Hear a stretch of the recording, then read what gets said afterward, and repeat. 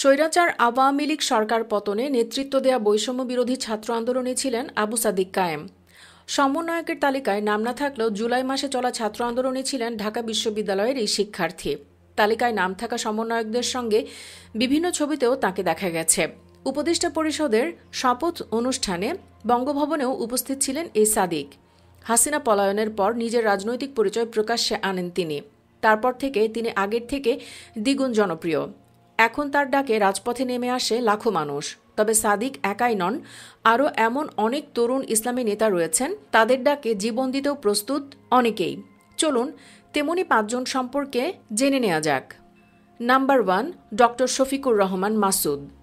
বাংলাদেশের তরুণ ইসলামী নেতাদের মধ্যে সবার উপরেই থাকবেন ডক্টর শফিকুর রহমান মাসুদ।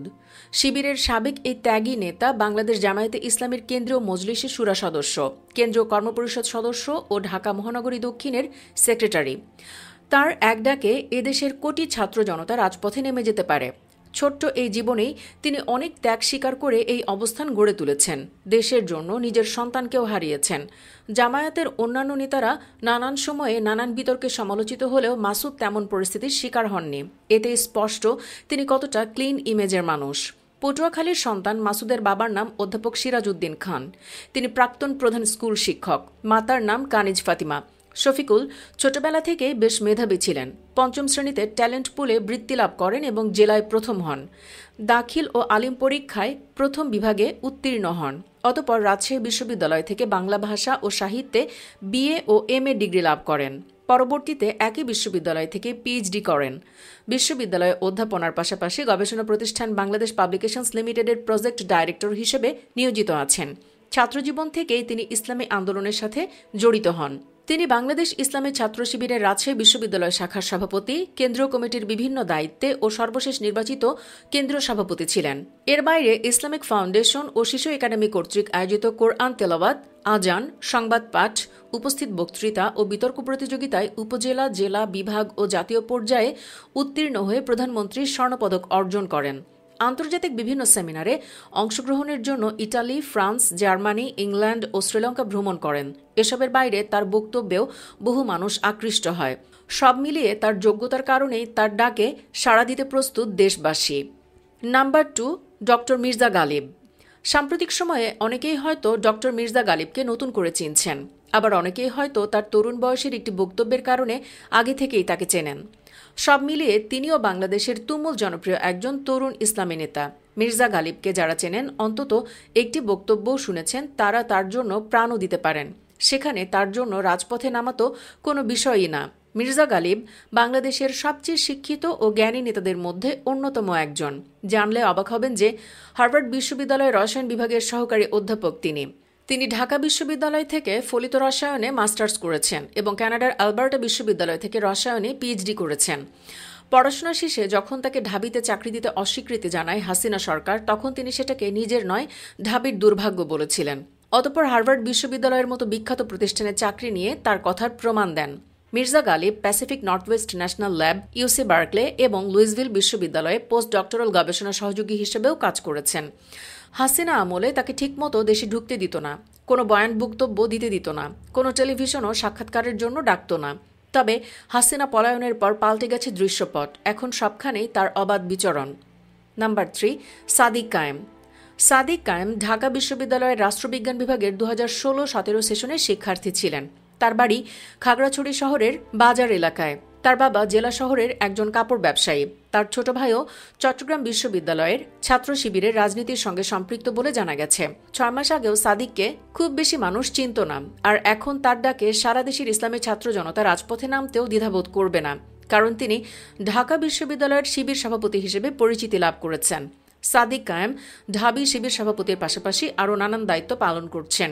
তিনি পার্বত্য চট্টগ্রাম ছাত্র সংসদের সাবেক সভাপতি, হিল সোসাইটির সাবেক প্রতিষ্ঠাতা, সেভ ইউথ স্টুডেন্টস এগেইনস্ট ভায়োলেন্সের সাবেক ফ্যাসিলিয়েটর, সূর্যসেন হল অ্যাসোসিয়েশন অব পলিটিক্যাল সায়েন্সের সাবেক সাংগঠনিক সম্পাদক, বাংলাদেশ ইউথ ইনিশিয়েটিভ BYI এর সাবেক সাধারণ সম্পাদক।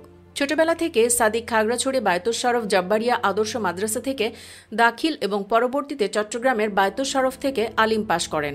এরপর ভর্তি হন ঢাকা বিশ্ববিদ্যালয়ের রাষ্ট্রবিজ্ঞান বিভাগে। এই তরুণ স্নাতক ও স্নাতকোত্তর ফলাফলে নিজ বিভাগে তৃতীয় হয়েছিলেন। স্নাতকে তার সিজিপিএ ছিল 3.78, তবে স্নাতকোত্তরে তার সিজিপিএ কত ছিল সেটি জানা সম্ভব হয়নি। সাদিক কায়েম নিজেই জানিয়েছেন তিনি ক্লাস 7 থেকে শিবিরের সাথে যুক্ত। এতদিন হাসিনার কারণে প্রকাশ্যে আনেননি কেবল পড়াশোনার ক্ষতি হবে বলে। নাম্বার 4, নুরুল করিম আকরাম। সাম্প্রতিক সময়ে যেসব রাজনৈতিক দল তুমুল জনপ্রিয়তা পাচ্ছে সেগুলোর মধ্যে অন্যতম একটি ইসলামী ছাত্র আন্দোলন বাংলাদেশ। চরমোনাই পীরের নেতৃত্বাধীন ইসলামী আন্দোলন বাংলাদেশের সহযোগী এই সংগঠনটির কেন্দ্রীয় সভাপতি নুরুল করিম আকরাম। নুরুল করিমের জন্ম ফেনী জেলাতে। তিনি ফেনী জেলার ফুলগাজী উপজেলার জিএমহাট ইউনিয়নের বশিকপুর গ্রামের মাওলানা এহসান উল্লাহর সন্তান। একজন ছাত্রনেতা হিসেবে নুরুল করিম আকরাম বেশ জনপ্রিয়। তার জ্বালাময়ী দেশপ্রেম সম্পর্কিত ভাষণের জন্য তিনি বিখ্যাত। 2021 সাল থেকে তিনি সংগঠনটির সভাপতি হিসেবে দায়িত্ব পালন করে আসছেন। তৃণমূল থেকে কাজ করে সে ঢাকা মহানগর দক্ষিণের সাবেক সম্পাদক নির্বাচিত হয়েছিলেন। এরপর কেন্দ্রীয় কমিটির বিভিন্ন দায়িত্ব পালন করে 2020-এর সেক্রেটারি জেনারেল ছিলেন। সম্প্রতি তিনি একটি বক্তব্যে দেশের ছাত্র সমাজকে ইসলামী রাষ্ট্র প্রতিষ্ঠায় নিজেকে যোগ্য হিসেবে গড়ে তুলতে পড়াশোনার কোনো বিকল্প নেই উল্লেখ করে বলেন, সকলকে পড়াশোনার প্রতি মনোযোগী হয়ে ধারাবাহিক সাংগঠনিক কাজে সময় ব্যয় করার আহ্বান করছি। নাম্বার 5, রাশেদুল ইসলাম। ছাত্র রাজনীতিতে রাশেদুল ইসলামের পদচারণা খুব বেশি দিনের নয়। তবে বাংলাদেশ ইসলামী ছাত্র শিবিরের কেন্দ্রীয় সাবেক সভাপতি হিসেবে এরই মধ্যে তিনি নিজের জাত চিনিয়ে ফেলেছেন। ছাত্র রাজনীতিবিদ হিসেবে তিনিও অনেকের কাছে বেশ জনপ্রিয়। ছাত্র শিবিরের 2022 সালের নতুন সেশনের সভাপতি হয়েছিলেন রাশেদুল ইসলাম। সারা দেশে অনলাইনে সদস্যদের ভোটে তিনি কেন্দ্রীয় সভাপতি হিসেবে নির্বাচিত হন।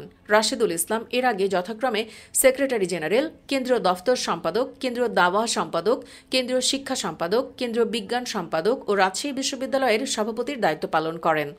তিনি রাজশাহী বিশ্ববিদ্যালয় থেকে population science and human resource development বিভাগ থেকে স্নাতক ও স্নাতকোত্তর ডিগ্রি অর্জন করেন। বর্তমানে তিনি একটি বেসরকারি বিশ্ববিদ্যালয়ে অধ্যয়নরত আছেন। এ পর্যন্ত ছাত্র শিবির মোট 31 জনকে সভাপতির দায়িত্ব দিয়েছেন। তার মধ্যে তিনি একমাত্র কুরআনে হাফেজ। তার বাড়ি শেরপুর জেলায়। দায়িত্ব পাওয়ার পর থেকেই তিনি বেশ দারুণ কাজ করে যাচ্ছেন। বিশেষ করে ইসলামী কাজের কারণেই বেশি আলোচনায় রয়েছেন এই ছাত্রনেতা।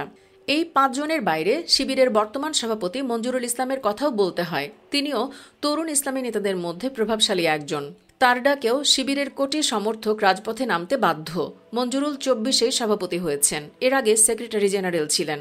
তিনি রাজশাহী বিশ্ববিদ্যালয়ের আরবি বিভাগ থেকে অনার্স ও মাস্টার্স সম্পন্ন করে বর্তমানে একটি বেসরকারি বিশ্ববিদ্যালয়ে MBA অধ্যয়নরত।